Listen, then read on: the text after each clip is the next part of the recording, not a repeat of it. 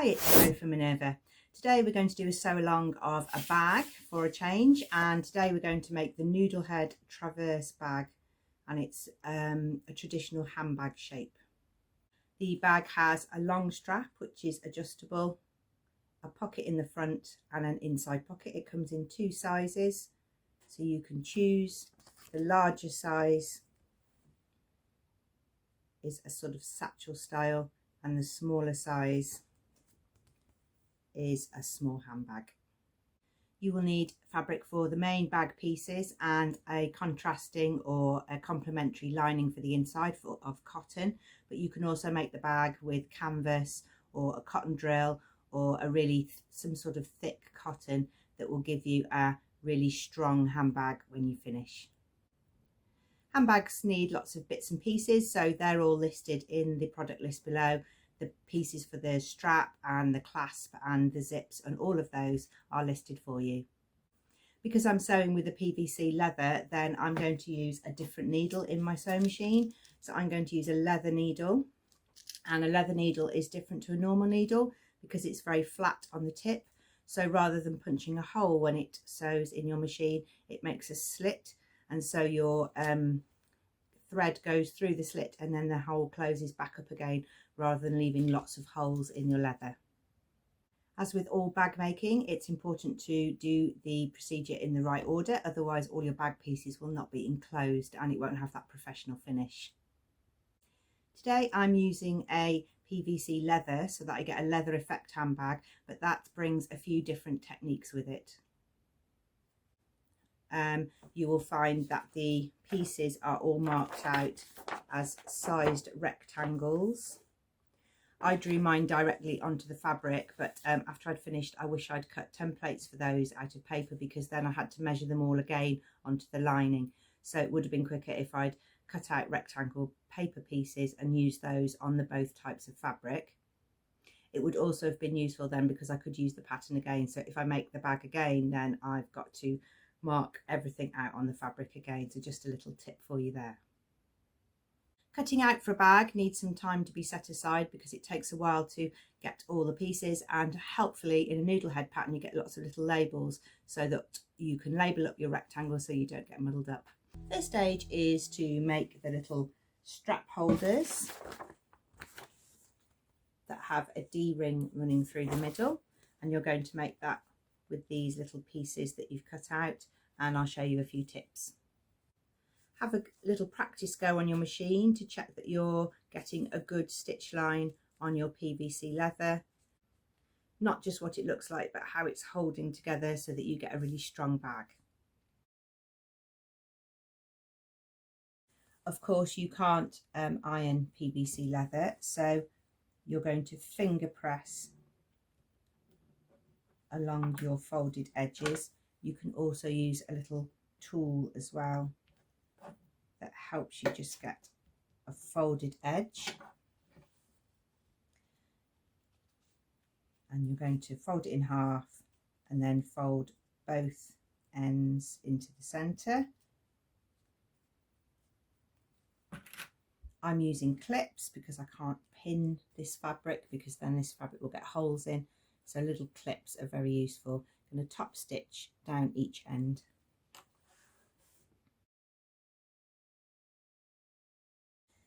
Set those aside, and next you can work on the strap. So you place the two short ends of the strap together with right sides together, and you're going to sew across the end.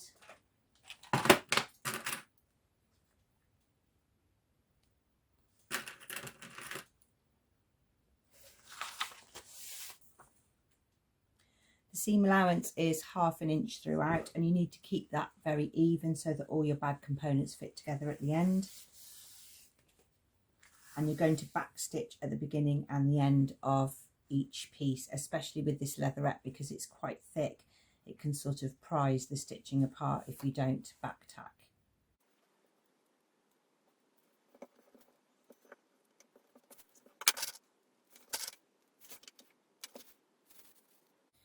If you're using a canvas or a cotton, you'll be interfacing your shoulder strap, but because I'm using this fabric, I'm not going to, because I've got plenty of stiffness from the fabric.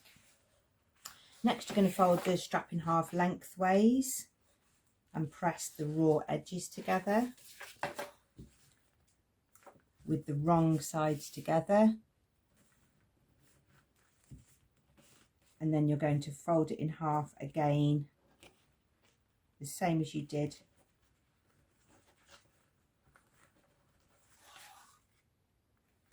for the little strap holder. So you'll end up with a strap that's 3/4 of an inch wide. So in half, finger press,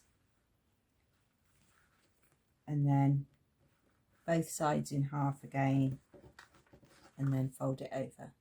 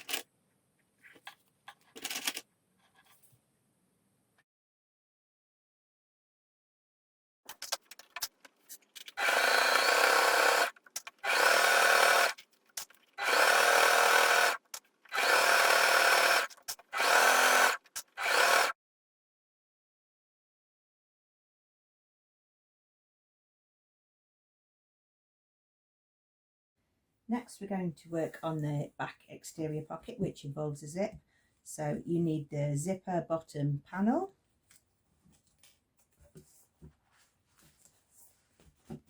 and the zipper bottom panel in your main fabric.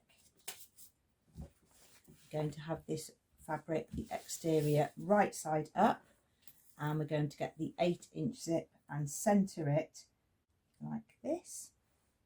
Hard to see in a dark fabric, but the zip is, this is the good side, and that's going to go right side down onto the right side of the fabric, and you can baste that in place. I'm just going to clip it to show you what to do, and then I can baste it in a minute. Okay, and once you've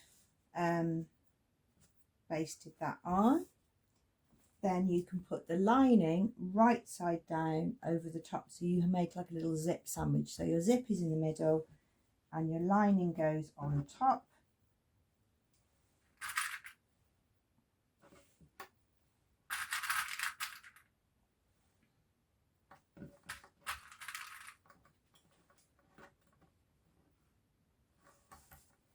And we'll sew again, and then we can flip them over, and we should have a piece of zipper tape left unfinished, and that's for the next stage. So you'll have your lining piece and your exterior,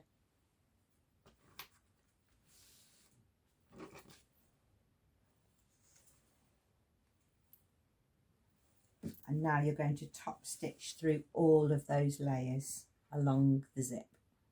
That's with an 1/8 seam allowance. A few small stages now. So now you need your zipper pocket lining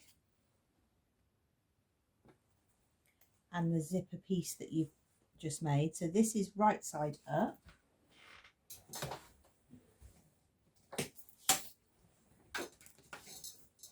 And we want to find the 9-inch edge, so that's this one. And we're going to put the zipper tape that's not attached to anything against that lining. So just to be clear, you've got your lining right side up and your exterior fabric right side up. You've got your zip showing you right side up, and you align all of those raw edges. And we're going to baste that in place. Just clip it for the moment.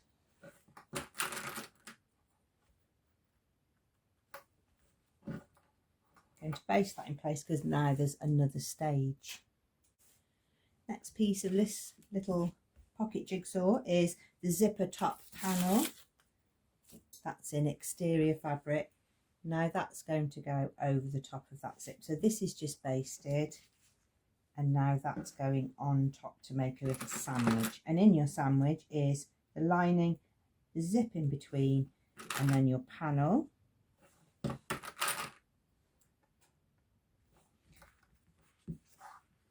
So that when it's opened out, you've got the zip in the middle, and then you've got the two pieces of the pocket, like a bag inside that zip. So I'm going to sew along here with the 1/4 inch zip seam allowance. You top stitch other side of the zip, and now if you open the zip, you can see the inside is the pocket. To complete the back, you're going to find the back side panel. There are 2 exterior pieces that are going to go here and here to complete the back. And you're going to put them right sides together and sew down those. Finger press them out or press them with your folder, and then top stitch. Now you need to be careful that you don't catch any of the metal parts of the zip. So it's a 1/2 inch seam allowance, but quite a scant one. So just make sure that you go slow when you're going over that area where the zip is, so that you don't catch your needle or break your needle, especially if you've bought a special leather one. Okay, so those are going to be sewn on, opened out, pressed, not with an iron, and top stitch, and then your back panel is complete.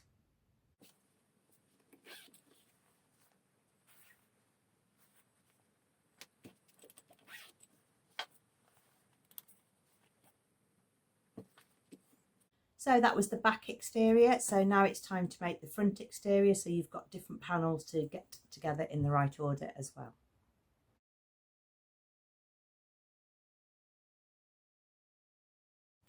Next, we're going to work on the front pocket. So you need the 2 pocket pieces. You'll have a pocket lining and a pocket exterior.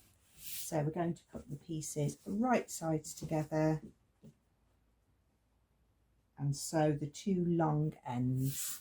I'm going to sew the long edge here, the long edge here, turn it out, and then top stitch one of the sides. Choose your preferred side, and you can either do a double layer of top stitching or just one single layer, but that will be the top edge of your front pocket.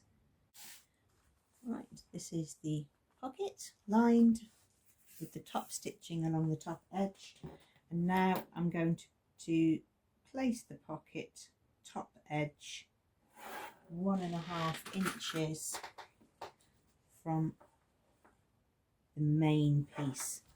So this is the bottom main. So the bottom main with the pocket piece on top, the top stitching here, and 1.5 inches here. And now we're going to top stitch along the bottom, going through all the layers, so that will stop things shooting out the bottom.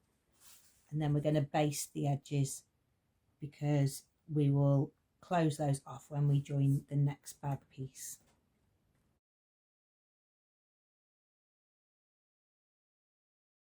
You're going to now work on the flap that goes over the front of your bag. You can make your own binding, but I've just got a piece of ready-made binding here. And you're going to put the binding on the outside edge of the bag, keeping it nice and smooth. If you need to just clip the corners, that will help it to go round the corner there, so you get a nice smooth finish. And you're going to tack that on so that it doesn't move around when you attach your lining piece.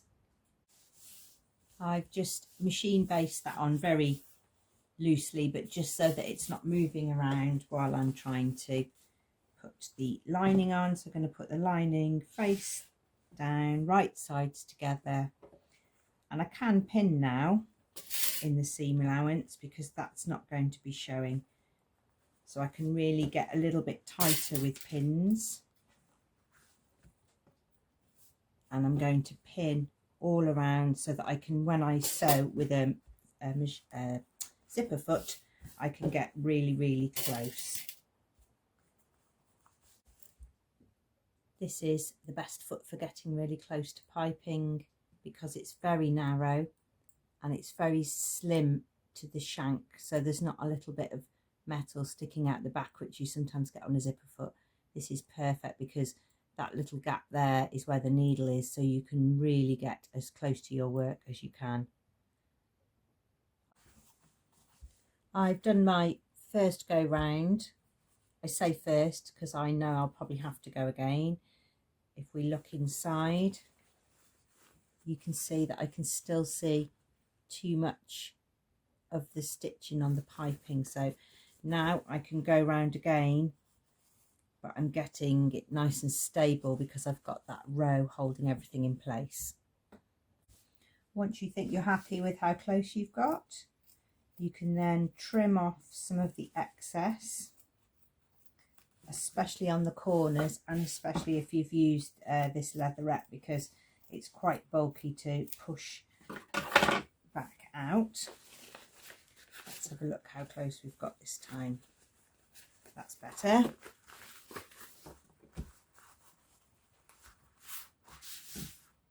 So you can give this a good finger press.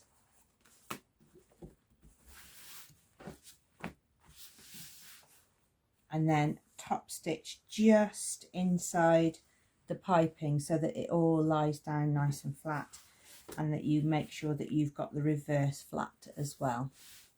Like here I've got a little bit of a lump, I might need to just trim a bit more off on the inside. So don't top stitch until you've checked both sides.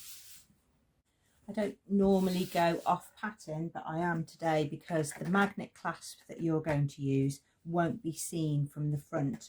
So you need to put it in now while you can get inside, because once you've sewn this end up, then you would end up putting this snap in and having a raw side showing. So you're going to find the centre point, the snap point, and I'll show you how to put these in. It's like two parts, a thick magnetic part and a thinner magnetic part, and they fit together and they really just go on like huge paper clips. I will mark the points and I'll show you how to do it. I've marked my point where I'd like to have my snap, and I'm using the thin snap to go into the flap because that's a bit lighter, and this one's quite heavy, so I'm going to put that in the main bag. I've marked where it is and I'm going to put it either side of that line, but I'm not going to go through the leatherette on the other side. I'm only going to go through just this lining piece so that nothing shows on the other side. Now, because the lining fabric is just a piece of cotton, I've cut a little piece of the leatherette to strengthen it. So I'm going to put that behind so that my piece is going through the lining and through the leatherette, and it's got something to grip onto at the back, and so this weave won't get split and this won't just come out. So I'm going to go inside. I'm going to use my stitch ripper just to make two little holes. Don't make them big, otherwise the snap will just simply pull out. All you need is two little holes really, and then you put the wings through the holes. You'll have to wedge them through the weave a little bit, and when you get through to the other side, you put the little disc washer on top and then fold the wings out. There it is. Push the two wings through to the back, drop on the disc, press them open, and that will just keep it as a little bit stronger. And you've got your snap on the inside of your handbag and nothing showing from the right side. Okay, we're going to start putting some of these pieces together now. So we've got the front pocket piece that we made before with that right side up. We're then going to put the flap centered, right side up, and then we're going to get the top main, which is a thin strip, and that's going to go right sides together. So you've made a sandwich of the two pieces with the flap in the middle.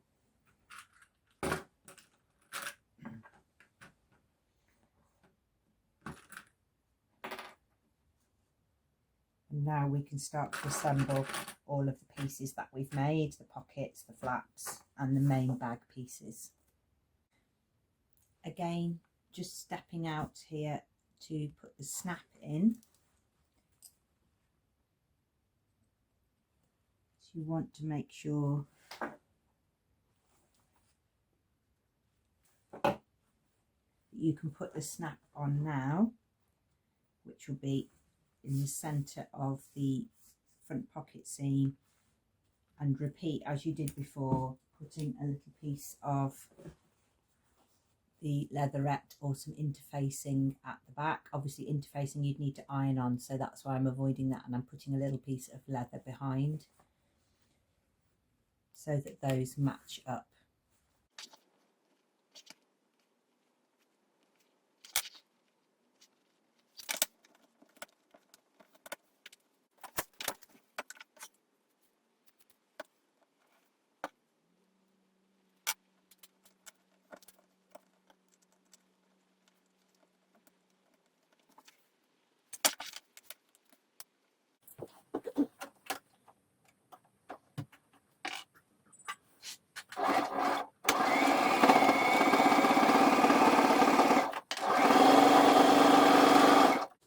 Top stitching here is critical because it will make everything flap the right way. So you need to move the top up, the seam allowance down, so that you can top stitch just not on the flap but just below the flap all the way along. Next we're going to install the main zipper. And the first tiny little step, but it's really worth it because it gives your zip a really good finish, is to fold down at 45 degrees the zipper tab ends at the zip pull end and just stitch those down. You get two little wings each side.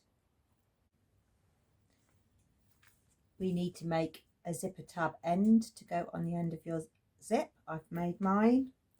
You folded 1/2 inch in all sides of the zipper tab,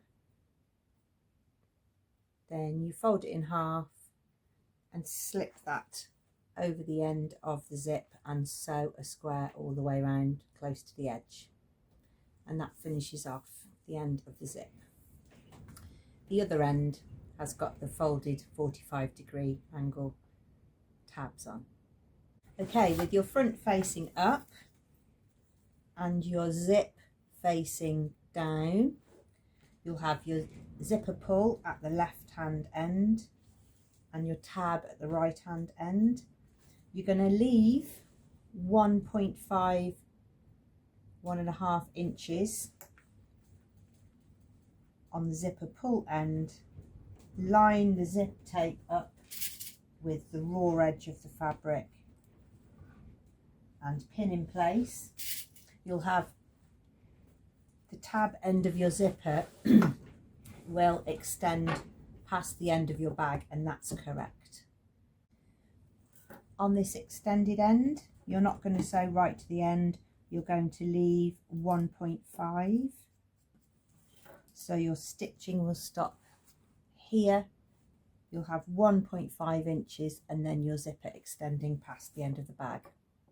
So the zip's on, and now we're going to repeat for the back. So the back is the one with the lined pocket. and the zip, and we're going to do all the same measurements again, 1.5 from the end,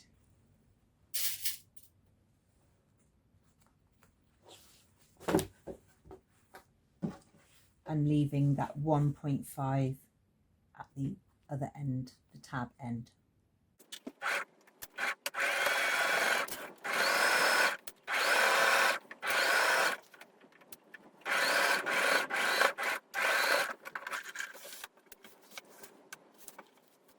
Next, we're going to assemble this outer bag. So we're going to put right sides together and align up all of the edges. I'm going to pin in the seam allowance because I want this to be really accurate.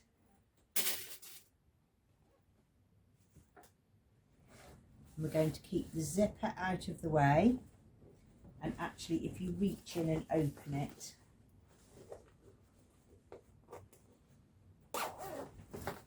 you'll be able to manipulate the pieces a bit more easily and it will turn out. So I'm going to pin all the way round, and I'm going to sew without catching this zip. The bag doesn't have a separate base, so you're going to sew a base into it. So you need to mark a 1-inch square.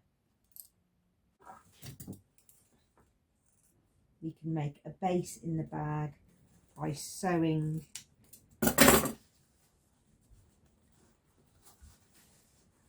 across that 1-inch cut.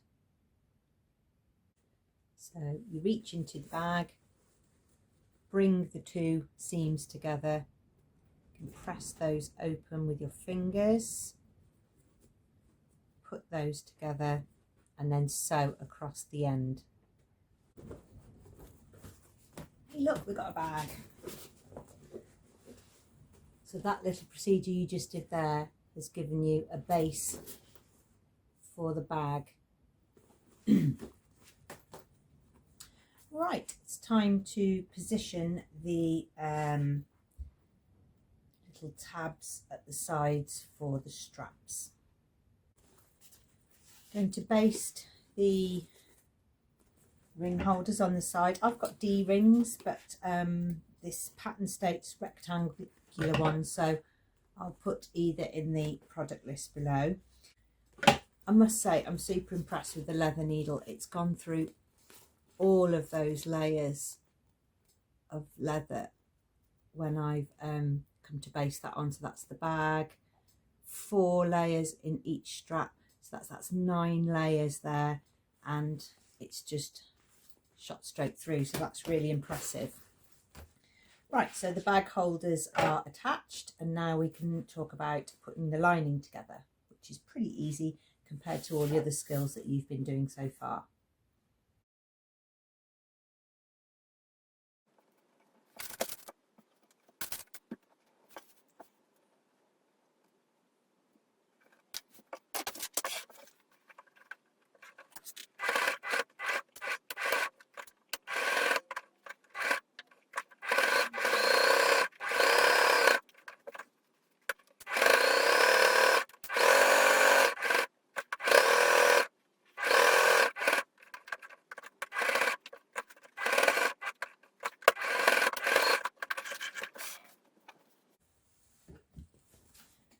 Reinforce the corners of your internal slip pocket, lining slip pocket, the little triangle in each corner, and that will stop it coming away. Okay, with right sides together, you're going to sew around your bag and take out those 1-inch corners if you're making the larger bag. If you're making the mini bag, you don't need to do that, but you're basically repeating the shape that you made for the outer bag. Okay, exciting times. We're going to put the lining right sides together with the bag. So the bag goes inside the lining so that the right sides are together. You might just have to jiggle it around a little bit. Right, we're going to pin the lining to the bag along the top of the zipper tape, and all of these are going to be tucked inside, and be careful at the zip end as well, that the zip and the tab end is all tucked in too. We're going to pin all the way around the top of the bag and sew it really carefully, because not only is this the bag lining being attached to the bag, it's also the finish on the inside of your zipper. You need to use a 1/4 inch seam allowance, and that will keep the lining out of the way of the zipper teeth when you're zipping up your bag. One of the most exciting parts of making a bag is when you turn it out the right way. So the gap that you left in the lining is how you can birth your bag. So you can pull all of the bag outer through the bag lining. One last bit of finishing off to do, so you should have caught the tabs in there as well, and then you've got the zip sandwiched in between everything. It's very clever, nice techniques.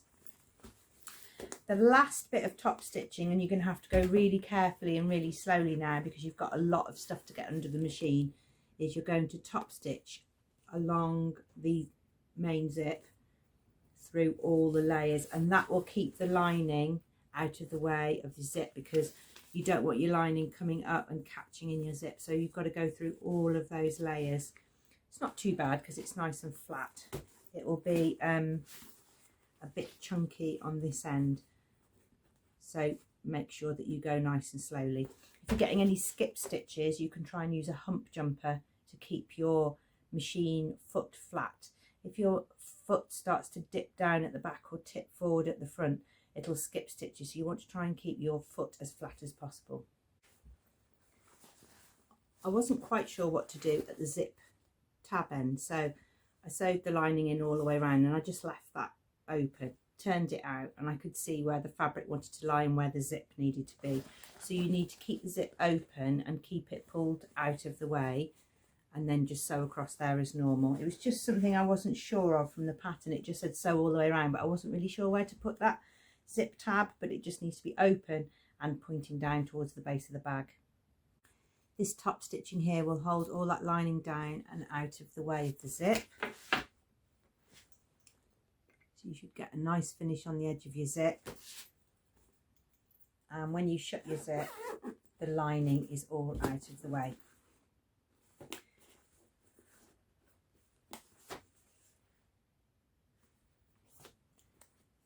Just the strap left to do.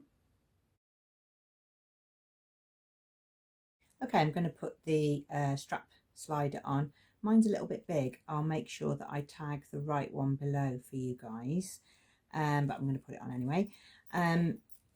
So you're going to put the strap through the middle bar and then sew. Now I am going to show you how to use a hump jumper because I'm trying to get through a lot of layers of fabric there. And if you're using a denim or a canvas, then you'll have the same problem.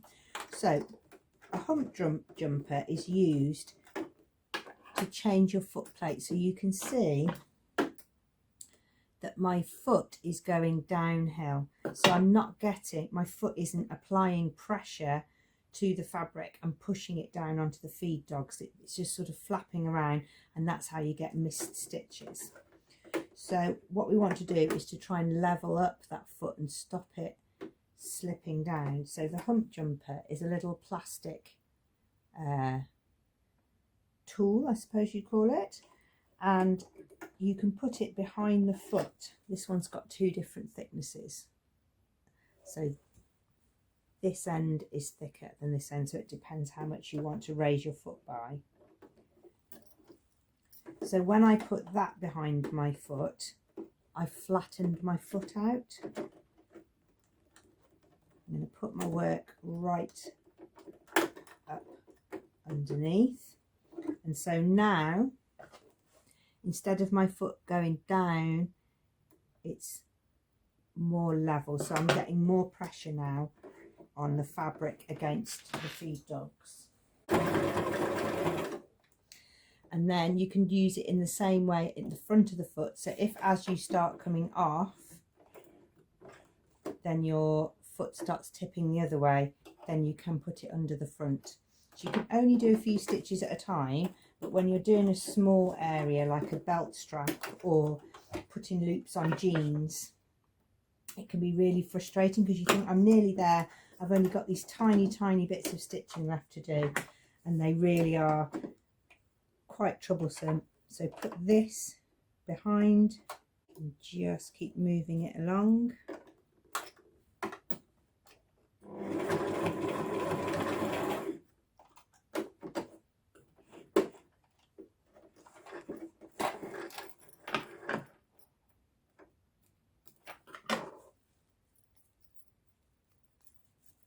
So I've managed to sew through all of those layers.